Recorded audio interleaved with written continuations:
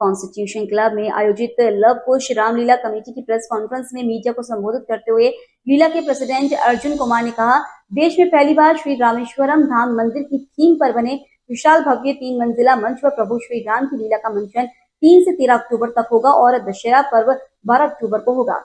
Film industry के 15 मशहूर stars के साथ टीवी और रंगमंच के 120 कलाकारों द्वारा लीला मंचन किया जाएगा।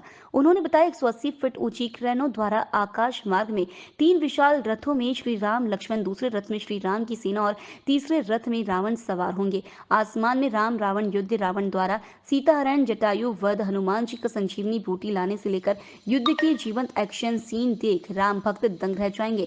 लीला प्रेसिडेंट अर्जुन कुमार के अनुसार फिल्म स्टार हिमांशु सोनी की दुल्हनिया टीवी राम सिया के लव कुश, अगर तुम ना होते, द्वारकाधीश, श्री कृष्णा आदि प्रभु श्री राम का रोल करेंगे। फिल्म एक्ट्रेस समीक्षा Bhatnagar calendar girls, poster boys, TV देवों के देव महादेव आदि माता सीता के रोल में, एक्टर करण मल्होत्रा सूर्यपुत्र, करण चांद छुपा बादल में आदि लक्ष्मण और बिया चोपड़ा के महाभारत सीरियल में भीमपुत्र घटोत्कच से अलग इमेज बनाने वाले 6.25 फीट के एक्टर केतन करांडे जो ठग्स ऑफ हिंदुस्तान, रेस 2, फोला सहित 55 से ज्यादा फिल्में कर चुके हैं, लीला में महाबली हनुमान का रोल करेंगे।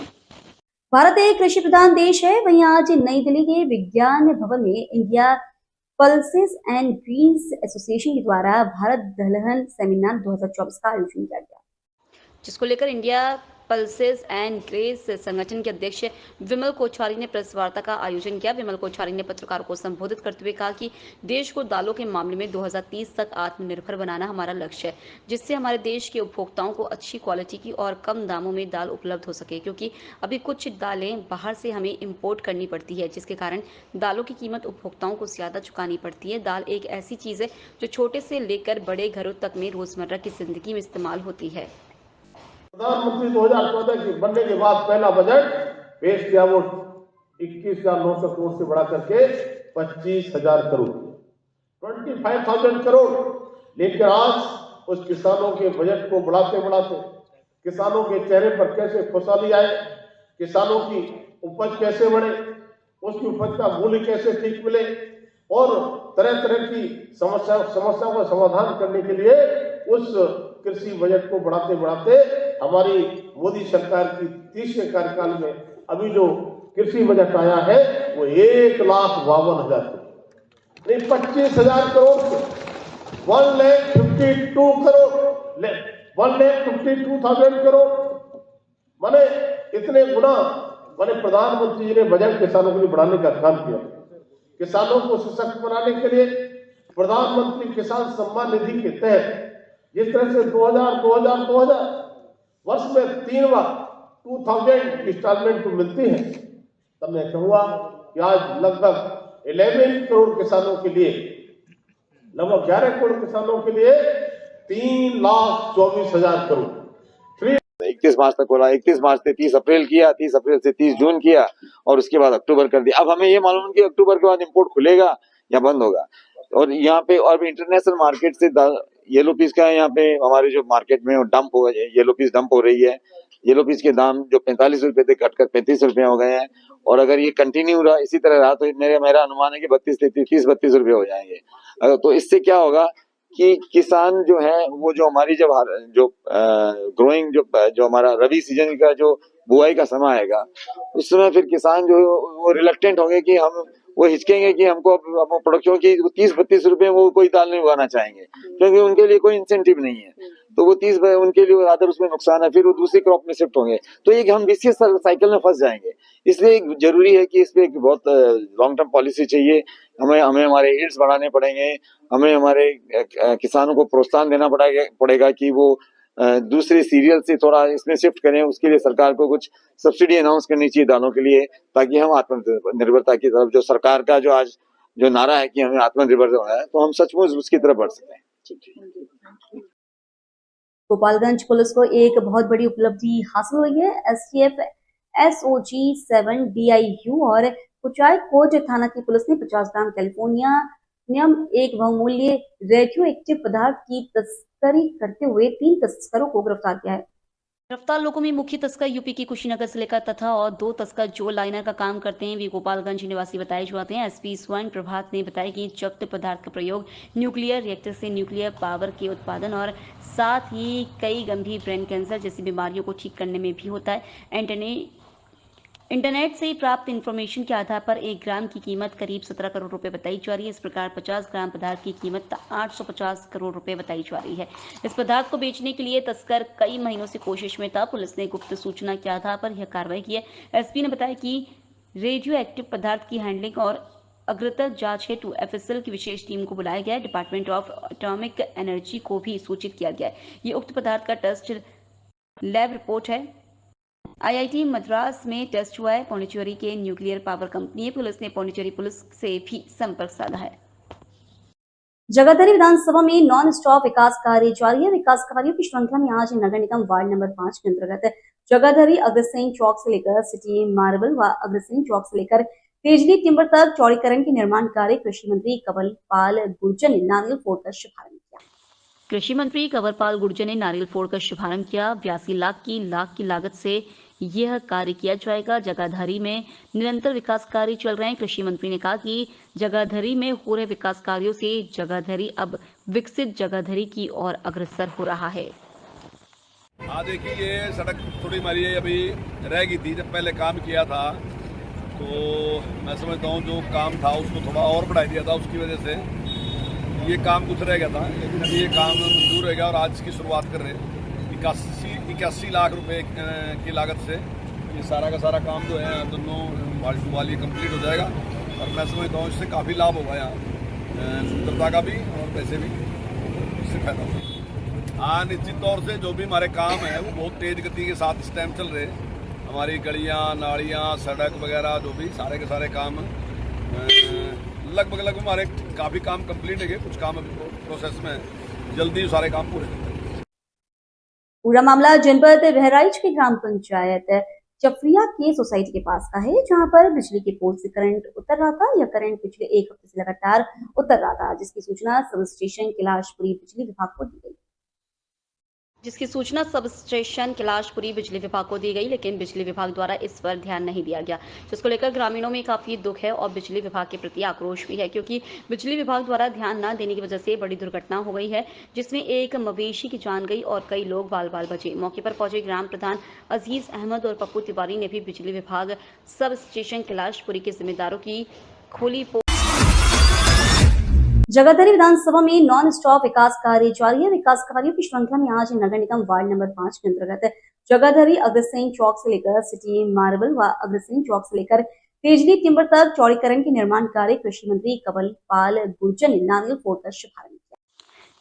कृषि मंत्री कंवरपाल गुर्जर ने नारियल फोड़ कर शुभारंभ किया। 82 लाख की लागत से यह कार्य किया जाएगा। जगाधरी में निरंतर विकास कार्य चल रहे हैं। कृषि मंत्री ने कहा कि जगाधरी में हो रहे विकास कार्यों से जगाधरी अब विकसित जगाधरी की ओर अग्रसर हो रहा है।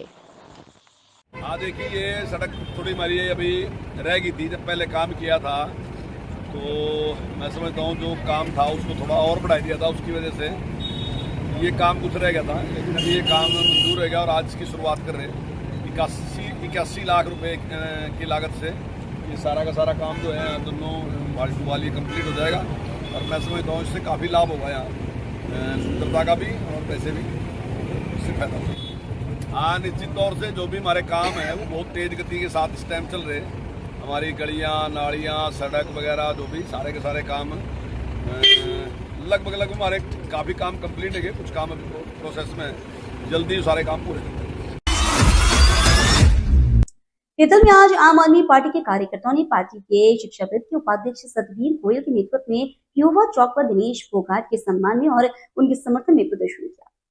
पत्रकार से बात करते हुए शिक्षाविद के उपाध्यक्ष सतवीर गोयल ने बताया कि विनेश फोगाट का इस तरीके से वजन 100 ग्राम बढ़ाया जाना एक साजिश का हिस्सा है, क्योंकि विनेश फोगाट लगातार सरकार से प्रताड़ित थी और पीड़ित विनेश फोगाट सरकार के विरोध में जंतर मंतर पर प्रदर्शन कर रही थी। सरकार नहीं चाहती थी कि वह वहां से मेडल जीत कर आए और वे खुद उसे सम्मानित करें, इसलिए साजिश के तहत विनेश फोगाट का वजन 100 ग्राम बढ़ाया गया, क्योंकि इसके अलावा उनके पास और कोई तरीका नहीं था। आम आदमी पार्टी खिलाड़ियों के साथ है और उनके सम्मान में यह सरकार के विरोध में रोष प्रदर्शन कर रही हैं।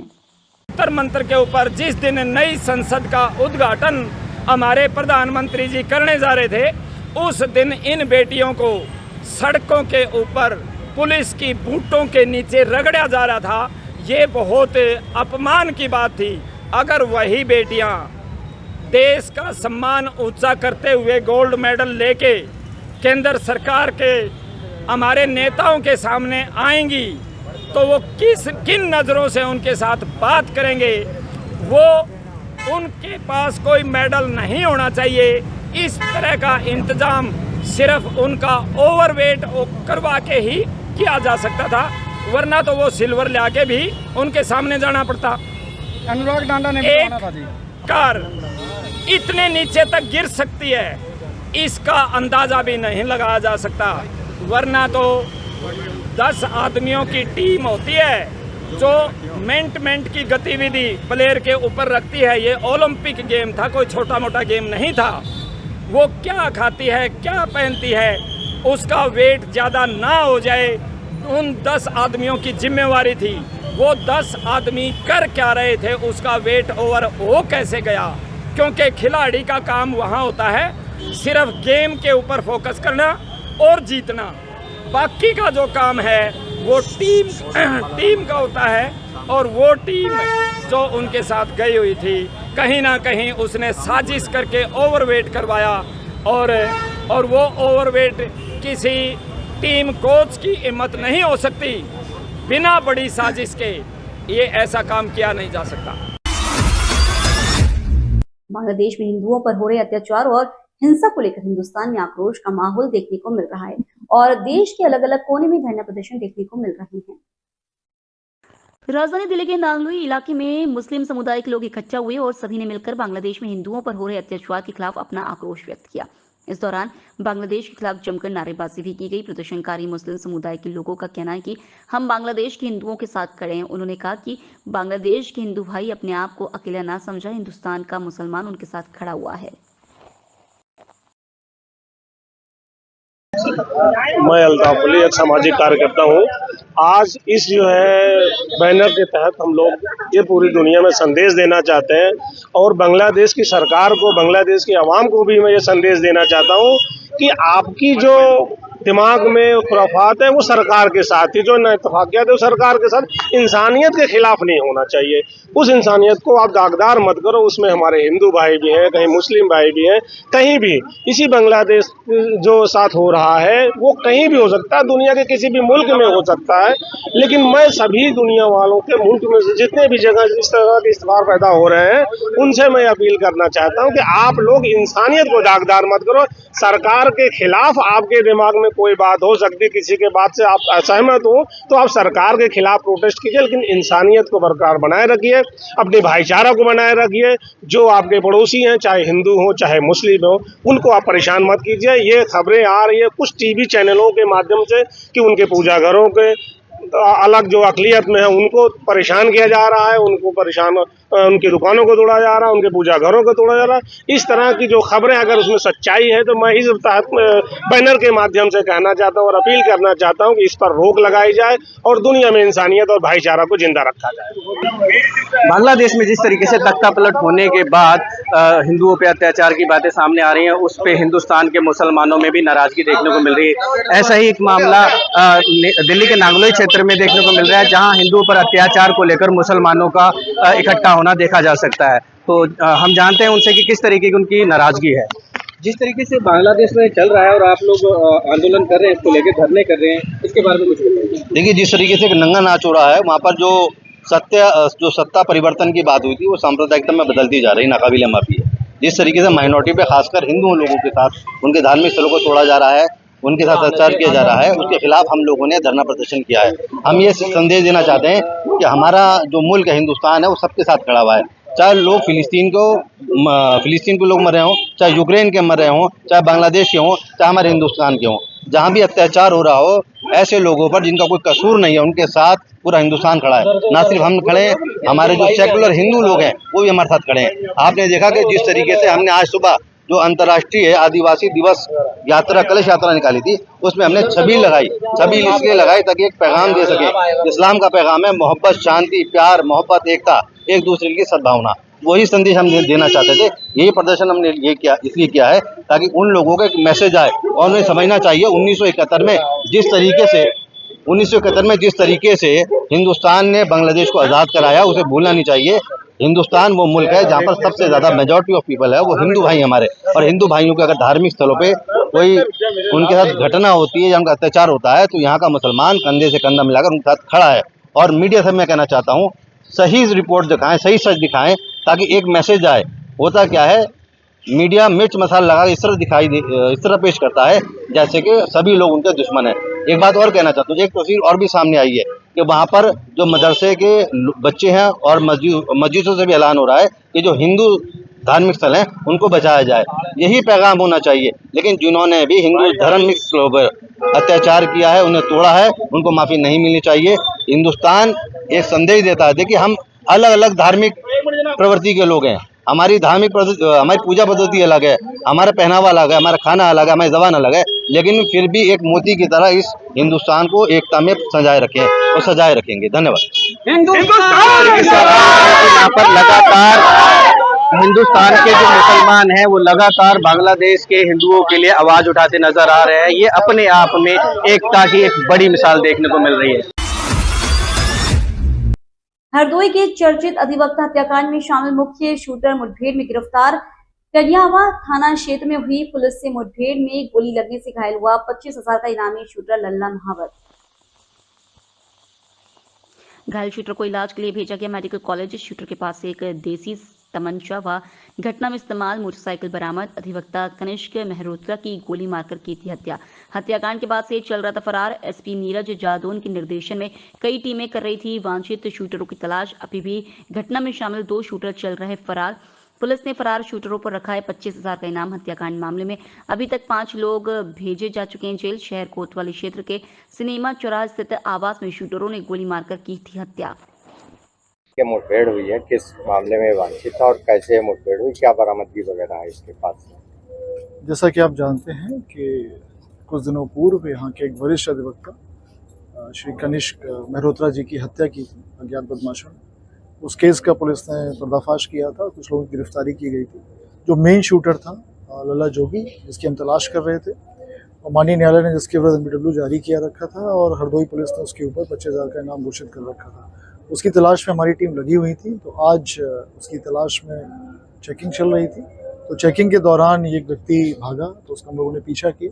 टंडियावा थाना पुलिस और कोतवाली सिटी पुलिस ने दोनों ने मिलकर पीछा किया, फिर मुठभेड़ हुई।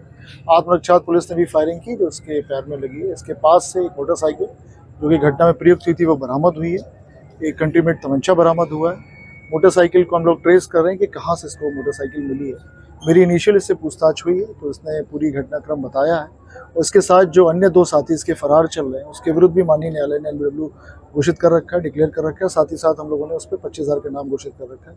उसकी भी तलाश की जा रही है, तो उससे एक बार उसका ट्रीटमेंट हो जाए, उससे डिटेल इंटरोगेशन की जाएगी और उस पर भी कार्रवाई की जाएगी। Thank you.